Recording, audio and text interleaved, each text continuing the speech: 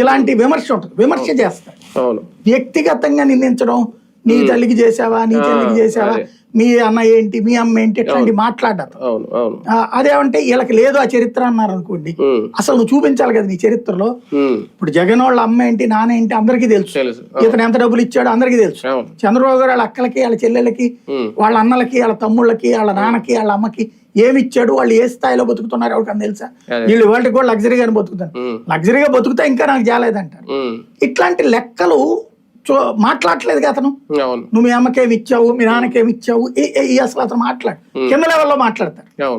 ఒక్కొక్కడు ఒక్కొక్క స్టైల్ ఉంటుంది.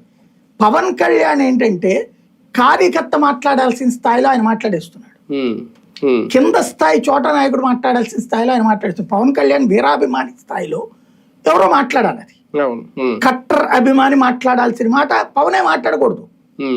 పదే పదే ఆయన ఈ విజయం తర్వాత ఫ్రస్ట్రేషన్ పెరుగుతున్నట్టు అనిపిస్తుంది. అది కరెక్ట్ కాదు. ఆయన మెచ్యూరిటీ లెవెల్స్ మెయింటైన్ చేయాలి. ఆయన 2014-19 మధ్యలో మెచ్యూరిటీ లెవెల్స్ మెయింటైన్ చేయాలి. అంటే మనసులో ఉందా ఈయనకి నిజంగా? అంటే విజయం చూసి అసూయ పడుతున్నారు, ఎరసపడుతున్నారు అంటే ఈయన మనసులో ఉందా? నేను కూడా ఆయనకి ముఖ్యమంత్రి కావాలనినే పార్టీ పెట్టాడండి. అవును. కాకపోతే అన్న యొక్క పాఠం చూసుకుని, అదేదో సినిమాల్లో ఉంటది కదా, అవునంటే కాదనిలే, కాదంటే అవుననిలే అని, ఆడవారి మాటలు కాదు.